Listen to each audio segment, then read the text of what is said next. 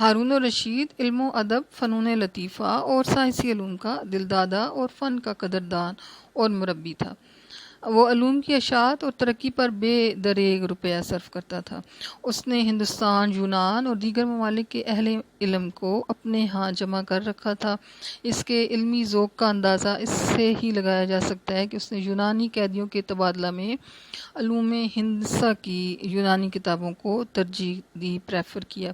اس کے دربار میں زمانہ بھر کے مسلم علماء اور محدثین موجود تھے۔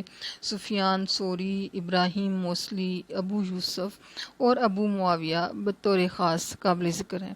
اس کے علاوہ اصمعی، شافعی، عبداللہ بن ادریس، عیسیٰ بن یونس، ابن سماک، جبرائیل اور اسی طرح کے مختلف جو مشاہیر تھے علماء میں سے تھے جو کہ اس کے دربار کی زینت تھے۔ فقہ حنفیہ امام ابو یوسف کے ہاتھوں جو ہے اس کی تدوین کی گئی۔ قرآن، حدیث، فقہ، طب، ریاضی، منطق، فلسفہ کے علاوہ موسیقی کو بھی خوب ترقی دی گئی۔ ابراہیم موصلی اس فن کا امام تھا۔ منصور کے زمانے ہی میں علمی بساط بچائی جا چکی تھی اور دیگر کئی زبانوں سے کتب کے تراجم کا آغاز بھی کیا جا چکا تھا۔ ہارون الرشید نے اپنے جو تعلیق اور وزیر یحییٰ بن خالد کے مشورے سے بیت الحکمت کی بنیاد رکھی، جس میں دور و نزدیک کے ممالک سے ہر مذہب اور ملت کے مشاہیر علماء جو تھے وہ شریک ہوتے۔ اس کی نوعیت دارالترجمہ کی سی تھی، جس کے اراکین دیگر زبانوں سے مختلف قسم کے علوم و فنون کی کتابوں کو ٹرانسلیٹ کرتے تھے۔ خلیفہ نے قیصر روم کو خط لکھ کر یونانی فلسفہ کی بہت ساری کتب بھی منگوائیں۔ اس سے تشفی نہ ہوئی تو ایک وفد کتب کی تلاش میں قسطنطنیہ، کانسٹینٹینوپل جو ہے روانہ کیا گیا، جو کہ وہاں کی نادر اور قیمتی کتابیں منتخب کر کے واپس لوٹا۔ ابن بطریق، یوحنا بن ماسویہ، حسنین بن اسحاق، حجاج بن مطر، ثابت بن قرہ، قسطہ بن لوقا اور مانک وغیرہ اس دور کے نامور مترجمین شمار کیے جاتے۔ منصور کی طرح ہارون الرشید بھی دینی علماء اور فقہا کو بڑی قدر و منزلت کی نگاہ سے دیکھتا تھا۔ وہ علماء کی روحانی قیادت کو تسلیم کرتا، چنانچہ علماء اور عرفاء کا اثر معاشرہ میں بہت زیادہ بڑھ گیا۔ اس زمانے میں امام مالک بھی موجود تھے، آپ کے ساتھ ہارون کے بہت قریبی مراسم تھے۔ خلیفہ ہارون جو تھا پہلا خلیفہ تھا جس نے محض حدیث سننے کی خاطر مدینہ کا سفر اختیار کیا تھا۔ علوم و فنون اور سیاسی اختراعات کے ضمن میں ترقیاں اپنی جگہ ایک الگ اہمیت کی حامل ہیں، لیکن تجارت اور اقتصادیات کے میدان میں بھی بنو عباس کے دور میں جو پیش رفت ہوئی اس کی بدولت ملک میں خوشحالی کا دورہ ہوا۔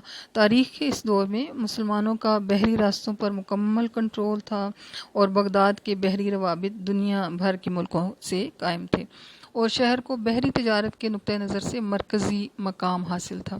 مختلف سمندروں سے ہوتے ہوئے بحری جہاز دجلہ اور فرات کے کناروں پر پہنچتے، جہاں پہ جہازی گودام جو تھے میلوں تک پھیلے ہوئے تھے اور ان کے ساتھ صدہا کشتیاں ہر وقت موجود رہتی جن کے ذریعے سامان تجارت کی آمد و رفت جو تھی وہ جاری رہتی تھی۔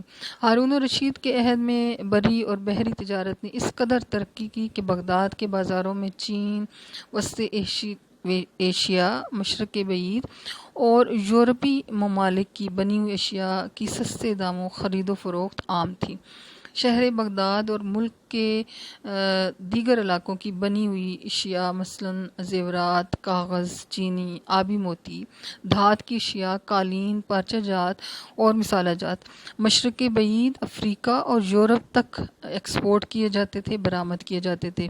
حال ہی میں روس، Russia, Finland, Scandinavia, Sweden اور جرمنی میں ہارون الرشید کے دور کے سکوں کی جو دریافت ہوئی ہے، کوئنز جو ملے ہیں، اس سے اندازہ لگایا جا سکتا ہے کہ مسلم جہاز ران اور تاجر دنیا کے دور دراز علاقوں تک رسائی حاصل کر چکے تھے۔ کیونکہ ہمارے پاس اور تو کوئی اس طرح کا کوئی ایویڈنس نہیں ہے، لیکن ہم ان کوئن سے جان سکتے ہیں کہ ان کی انٹرنیشنلی ٹریڈ جو تھی وہ کی جاتی تھی اور ان کے تجارتی بیڑے ہر طرح کے سامان سے لدے مختلف براعظموں کی بندرگاہوں پر لنگر انداز ہوتے رہتے۔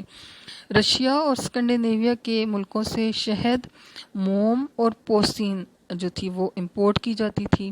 مشرقی افریقہ سے ہاتھی دانت اور سونے کے صفوف کی تجارت جو تھی عام تھی۔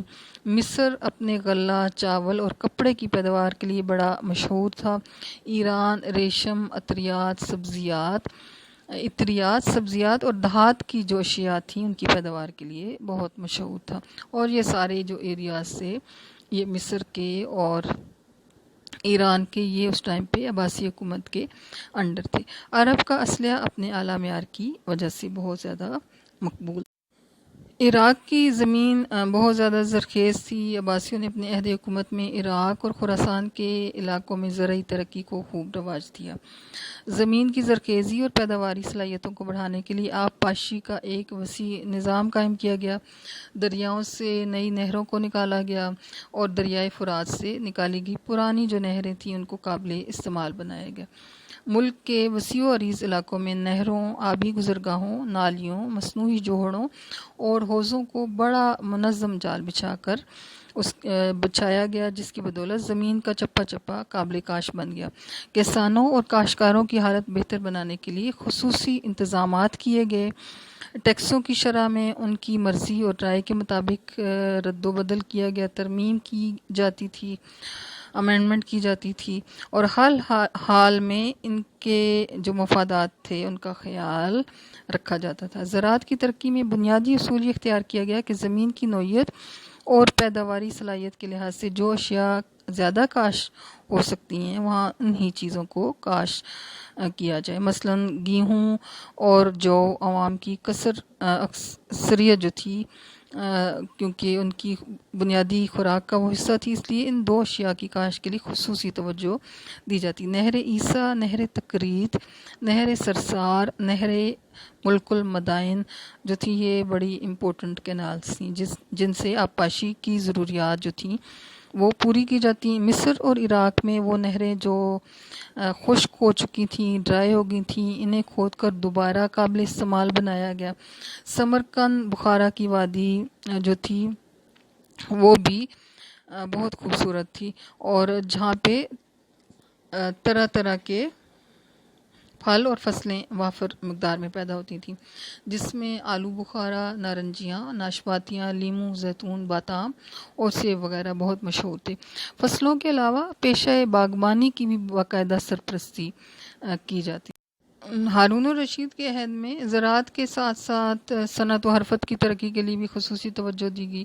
اس دور میں کاغذ سازی کی صنعت کا آغاز ہو چکا تھا۔ گھڑی سازی کی صنعت اس حد تک ترقی کر چکی تھی کہ خلیفہ ہارون الرشید نے ایک کلاک جو تھی وہ شاہ فرانس شارلیمان کو بطور تحفہ ارسال کیا، جس کو دیکھ کر لوگوں کی عقل دنگ رہ گئی، اور انہوں نے اس تخلیق کو جادو کی کرشمہ سازی قرار دے کر ہاتھ لگانے سے بھی انکار کر دیا۔ مصر میں زرتاری کام کی بڑی صنعتیں قائم ہو چکی تھیں۔ ملمہ سازی، نقاشی، سامان آرائش، زیور اور ظروف سازی، چاندی اور شیشے کے جو برتن تھے ان کی صنعتیں اوج کمال کو پہنچی ہوئی تھیں۔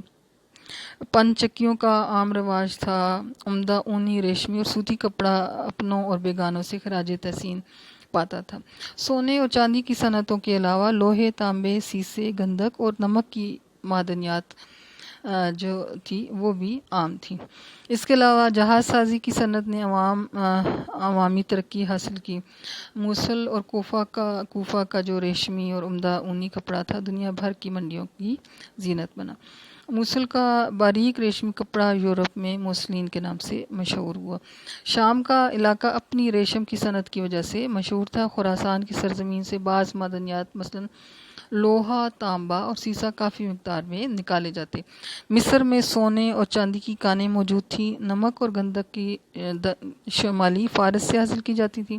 آرمینیا، گرجستان اور عراق میں تیل اور تارکول کی صنعتیں قائم کی گئیں، اور اس طرح سے ہارون الرشید کے عہد میں صنعت و حرفت کے میدان میں بھی بہت زیادہ ہارون الرشید کے زمانہ میں جس قدر ثقافت اور علمی ترقیاں کی گئیں اس میں خاندان برامکا کا بہت بڑا حصہ ہے، اور ہم نیکسٹ جو ٹاپک ہے اس میں ہم خاندان برامکا کے بارے میں ڈیٹیل میں ڈسکس کریں گے۔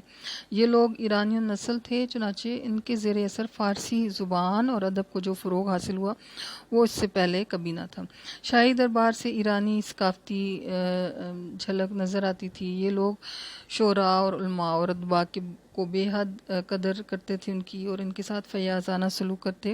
ان لوگوں نے نادر کتب جمع کی اور دیگر کتب کے ترجمے کروائے، غرض کہ ہارون کے عہد حکومت کو اپنی ثقافتی اور علمی سرگرمیوں سے چار چاند لگا دیا۔ ہارون الرشید کا عہد جو تھا امن و امان اور خوشحالی کا دور تھا۔ بغداد کا شہر چاندی برسوں میں مشرق کے عظیم شہروں میں شمار ہونے لگا۔ اس شہر کا سب سے درخشاں زمانہ ہارون الرشید کا عہد خلافت ہے۔ بغداد کی عظمت دراصل عباسی شان و شکوہ اور سطوت کی آئینہ دار تھی۔ قصر شاہی، امراء اور اراکین سلطنت کے عظیم الشان محل اور ان سے ملحقہ عمارتیں ہر نو وارد کو مسحور کرنے کے لیے کافی تھیں۔ شہر میں ہزاروں مدرسے، مساجد، کتب خانے موجود تھے۔ چاندی برسوں میں نہ صرف یہ کہ بغداد تہذیب و تمدن کا سینٹر بن گیا، مرکز بن گیا، بلکہ یہ کہ شہر بیرونی تجارت اور ہر قسم کے ساز و سامان کی بہت بڑی منڈی اور سیاسی مرکز بھی بن گیا۔ ہارون الرشید کا بغداد اپنی شان و شوکت کے لحاظ سے عروس البلاد کہلاتا تھا۔ پروفیسر ہٹی جو ہیں انہوں نے اس شہر کی حسن و خوبی کی تعریف کرتے ہوئے لکھا ہے کہ ہارون کے عہد میں بغداد ہر لحاظ سے دنیا کا مرکز تھا۔ اس کی شان و شوکت اور زیب و زینت دیکھ کر مسلمانوں کی خوشحالی اور فارغ البالی بالعموم اور ہارون کے دور کی خوشحالی بالخصوص آنکھوں کے سامنے پھر جاتی ہے۔ سائکس جو ہے اس نے جب تبصرہ کیا بغداد کی ترقی اور تعمیر پر تو لکھتا ہے کہ بغداد خوبصورتی میں لاسانی تھا۔ یہ ایشیا کی سب سے بڑی تجارتی منڈی تھا۔ یہاں ہر روز لاکھوں روپے کی تجارت ہوتی تھی اور پھر ساری دنیا کے بلند پایہ فلسفی، شاعر، ادیب اور فنکار یہاں پہ جمع تھے۔